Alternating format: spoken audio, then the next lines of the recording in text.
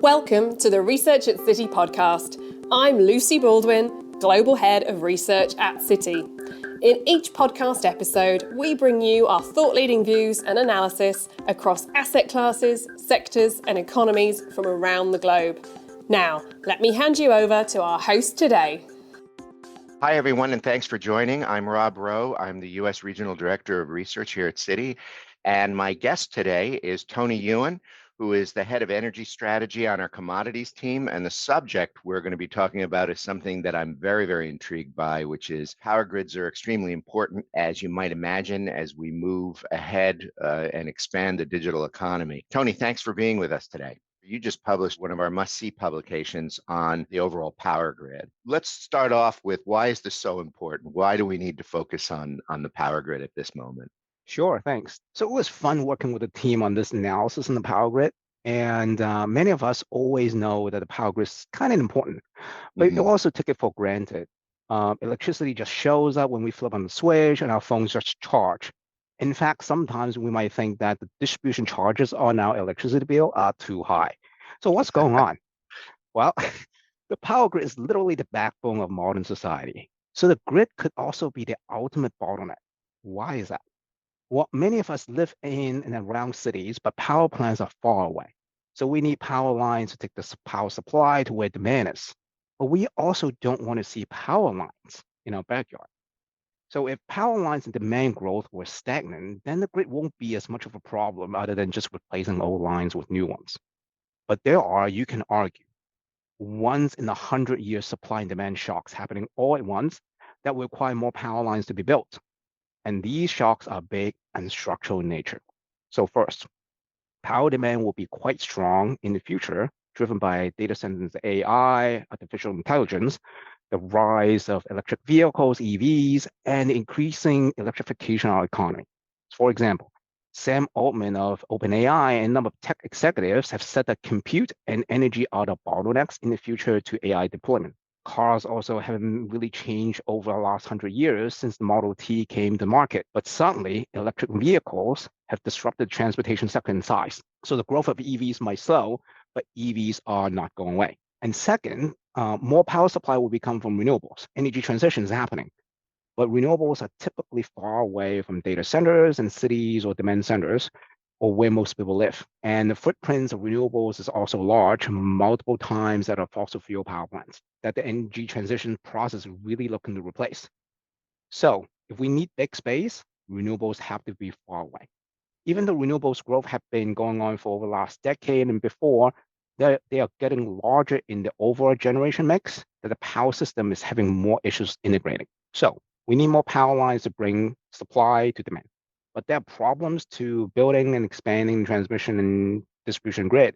In fact, the inability to expand the grid meaningfully would impede economic and technological progress. Tony, could I take it a step back just for 1 second to unpack this a little more? Before we get into renewables, what is the scope of the problem in a sense? Because I know California's had issues with brownouts. I know that sometimes data centers have had a hard time sourcing electricity. They also have HVACs as well. And also you bring up a good point, which is we have to think about things more in terms of the digital environment now than we do traditional economic growth, right? For scope, how big is this issue? Yeah, that's right. So if you think about on the demand side, let's say, take the US case in this example, right? Power demand growth could go from the low 500 gigawatt range to roughly about 600 gigawatt range by 2030, or roughly about 15% growth in total, about 2% growth per year. So this is almost like if there's no data centers and EVs driving up power demand, but the population rises by 15% between now and 2030, the US population, right? So this, the electricity demand could rise that much. And now 2% per year for, some people doesn't sound like much. But for the utility industry that's really grown accustomed to flat and declining growth, and usually take years to plan and build new power infrastructure, then ramping up construction and infrastructure is not easy at all. And then on the supply side, beyond the demand side, there's also the Inflation Reduction Act, or the IRA in the US, that's turbocharging renewables growth as well.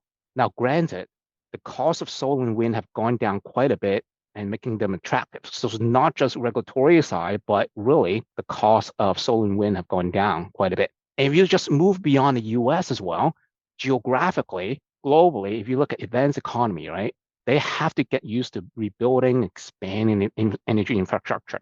Because we've heard many times that, oh, the power grid is aging and whatnot. So there's the replacement involved already on top of the power demand growth. Then there's turbocharging growth in emerging markets because the natural power demand growth over there is higher because of strong economic growth, and power demand growth would get even stronger with more data processing and EVs, whatnot. Then if you put all that together on the power lines front, so how big is the issue? The International Energy Agency, or the IEA, which you could say is the global public agency on all things energy data and analysis, estimates that power lines globally will need to double in length between now and 2050. But there's more. Old power lines need to be replaced. So the requirements on new power lines are well more than double. Tony, I mean, what do you think are the steps that need to be taken in terms of either reconfiguring or building out those distribution lines? And what are the potential impasses there? Yeah, And I I'm think thinking more about the US, and I think what we can do is also, I'll also, as a second question, I think I'd be curious to know, do other regions of the world have the same issues as the US? But let's start here with what the challenges will be. yeah, the issues are actually quite common across countries. When we've seen some media organization, having some, reports about, the power grid issues. Because if you think about it, the deployment of distribution lines, which is at the local utility level, would be within kind of a few years, right? Just think about that, a few years. Mhm. And if you look at this deployment time for long haul transmission lines where you bring, renewables from, let's say, across state lines to, let's say, demand center of cities, whatnot, could be well more than 10 years. Notice the timing mismatches. Data centers are getting built right now. More electric vehicles are on the road, and solar and wind generation capacity is going up quickly, but they're all far away from each other. And these are just, happening not just in the US, but all over the world. And the connection queue for renewables is really long. So right now, multiple renewables projects could compete for transmission capacity, expansion, whatnot. Why is building power lines so long? Well, if you think about it, permitting takes longer time than even construction in a lot of developed markets because of complex administrative processes, not enough government staffing, and legal challenges. Remember that many people don't want to see or have power lines in the backyard, right? So it's not uncommon for extra high voltage overhead lines to take 5 to 13 years to go through permitting construction process in developed countries. And also multiple authorities and jurisdictions are often involved because power lines crosses different regions. And there are various impacts on the environment and local communities, whatnot. So each of the authorities need to review and accept plans before approving. For example, pick the case of Germany. The alternate DC line in Germany required 13,500 permits. There are possible solutions to the permitting side. So the solutions include streamlining permitting procedures, such as centralization of permit issuance, setting maximum timelines, using existing right-of-way, designating kind of infrastructure corridors, or raising the threshold for application to connect to the power grid. But naturally, getting many stakeholders involved and consulted just takes time, right? And this is not also just an issue of bureaucracy. There are also interesting physics about the flow of electricity that utilities and planning agencies really have to study in depth and coordinating across agency utilities. So historically, this technical assessment process takes a long time. But technology, and interestingly, even though AI demands power, but AI can also help with coordination and modeling of the power grid and assessment of how power grid may integrate renewables and supply power, to data centers and all of that, right? So, and finally, finance and construction of power lines are also an issue because there are kind of misaligned business models, high cost of capital, long project lead time, whatnot. Because the capital cost is upfront, but the payback is often regulated but long. and the climate risk as well, which you mentioned on the California side, right? For example, what California goes through with wildfires and all. So there's this climate risk to the investment process. And other places globally, politics are inevitable because if power lines go through different countries, there's going to be geopolitical risk within financing as well. So the issue is, inherent with building power lines. And Tony, do you think that this is the sort of thing that could become a big US election issue this year? Because I imagine we'll have gone through a summer. We have more data centers. Are we starting to see the effects of this in various states of the union or, around the world? Are we starting to see moments where the power grid is being challenged? Oh, absolutely. Because you can think about it from multiple levels, right? One is really at the local level. People typically, as we talked about, don't really want to see power lines, not in our backyard, right? So-called NIMBY issues. But also, if you think about, even though the market's been building renewables, whatnot, for past decade and more, but now you have more renewables. There's now stressing the grid, and that means the grid needs to be replaced. While the grid infrastructure is kind of old, right? You kind of kick the can down the road and replacing. Then suddenly you got this surge in power demand. As we kind of talked about before, this is almost like a once in 100-year transformation, right? Suddenly transportation sector is going to change from gasoline and diesel power cars to electric cars, and then data centers, AI and whatnot, just exploding, right? And to connect all these together, you need power lines, right? So, and that's why everything's coming to a head. And Tony, in terms of solutions, you mentioned renewable energy. Is that something that you would envision ramping up a lot more than it has already? In other words, you have these bottlenecks, so maybe the ramp up on the energy side or the supply side may not happen as quickly as a result of it not being able to be delivered, efficiently, right?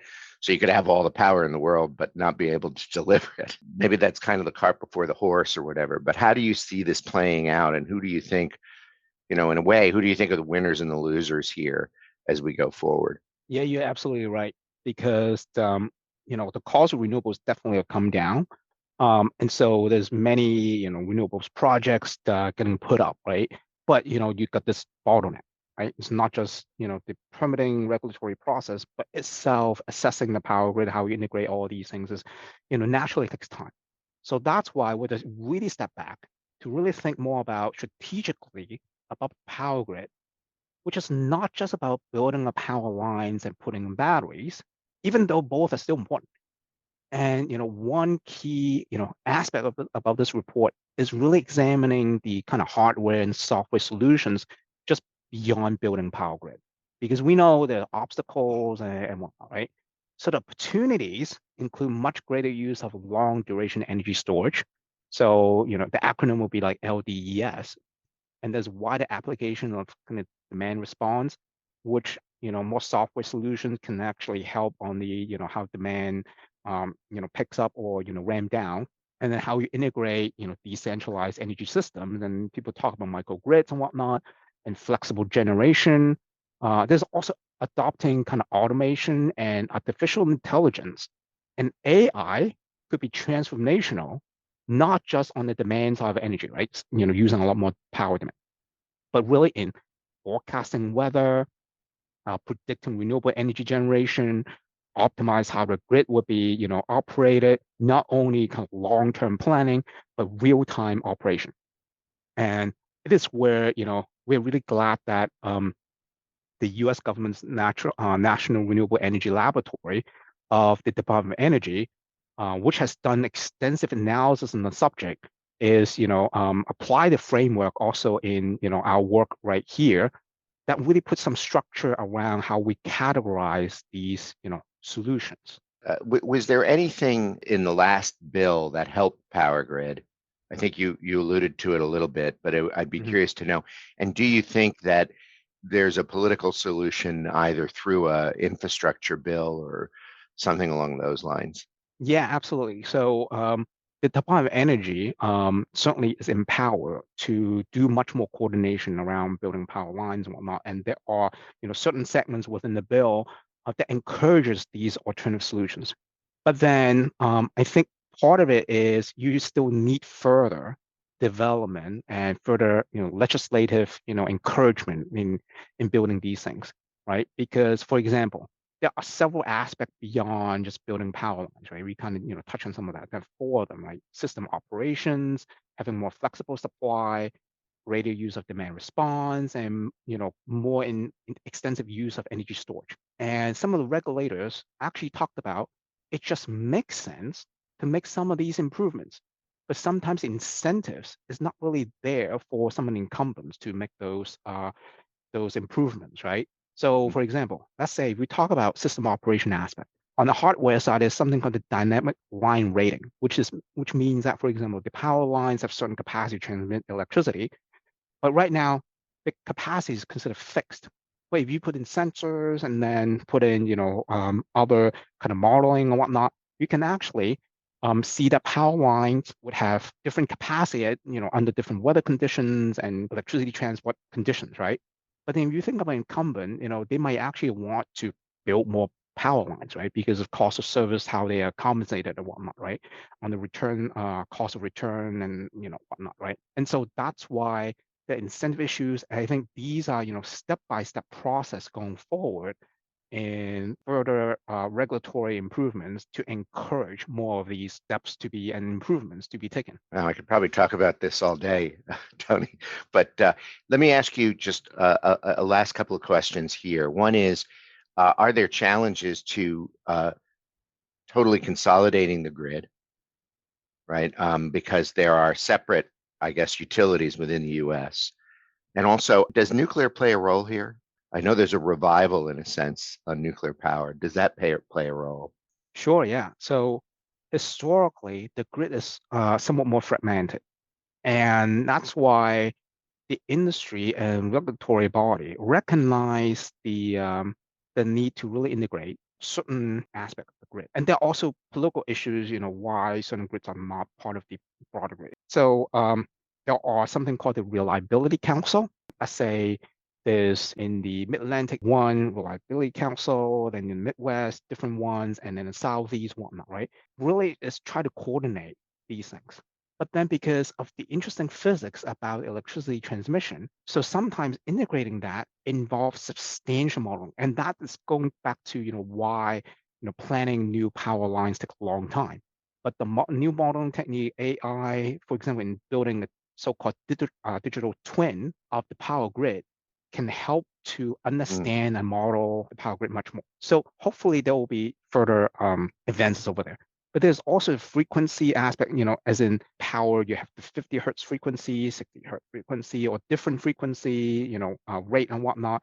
And then the Texas grid, much of the Texas is actually not really connected to the sometimes Eastern interconnect and Western interconnect as well. So there are issues that a much bigger grid in terms of coordinating and not only, you have to bring in a lot of jurisdictions or authorities, but also the technical modeling aspects difficult. But at least the modeling aspect potentially could get much easier with AI and whatnot.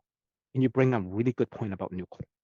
So it's a great question because, the field is fun. And, I was fortunate to be involved in the proposed building of the first third generation nuclear power plant before I joined Citi. And here's the perspective. Nuclear would certainly provide stable power supply for, let's say, data centers, whatnot's clean and whatnot, right? In terms of emissions. And existing nuclear power plants could be more valuable because they are readily available. It's already there. But bringing back a retired nuclear power plant or building a new one would take time because it will be measured in years. And here's why very quickly in three ways, right? If an existing plant or its generation outputs get bought up, right, let's say by a tech company and whatnot, some other electricity supply still need to be needed to replace a lost generation available to the broader public from this, particular nuclear power plant. So that means that you still need additional generation from somewhere. And then the second aspect is about retired power plants. So if there's a repowering of a retired nuclear power plant, time needed to pass inspections, recertification, and refuel will still be long. Safety is paramount in the nuclear business.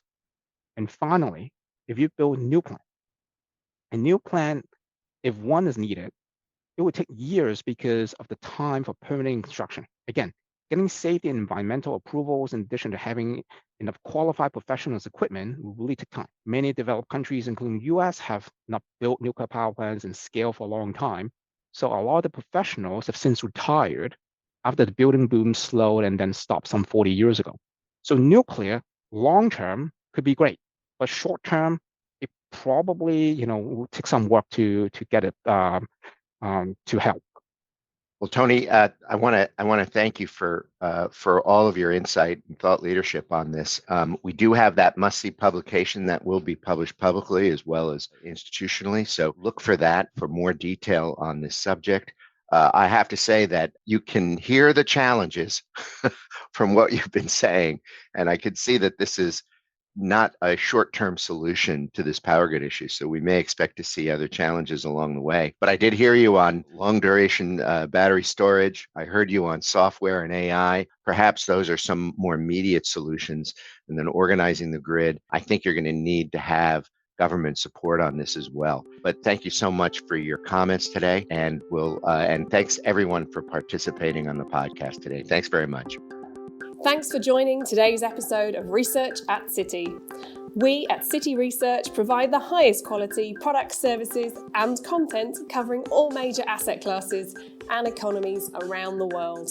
If you enjoyed this podcast, you can follow us for regular episodes. And feel free to share, like, leave a comment and subscribe. See you next time. This podcast contains thematic content and is not intended to be investment research, nor does it constitute financial, economic, legal, tax, or accounting advice. This podcast is provided for information purposes only and does not constitute an offer or solicitation to purchase or sell any financial instruments.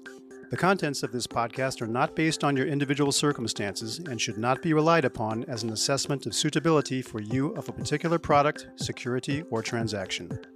The information in this podcast is based on generally available information and, although obtained from sources believed by Citi to be reliable, its accuracy and completeness are not guaranteed. Past performance is not a guarantee or indication of future results. This podcast may not be copied or distributed in whole or in part without the express written consent of Citi. Copyright 2024 Citigroup Global Markets Inc., member SIPC, all rights reserved. Citi and Citi and Arc Design are trademarks and service marks of Citigroup Inc. or its affiliates and are used and registered throughout the world.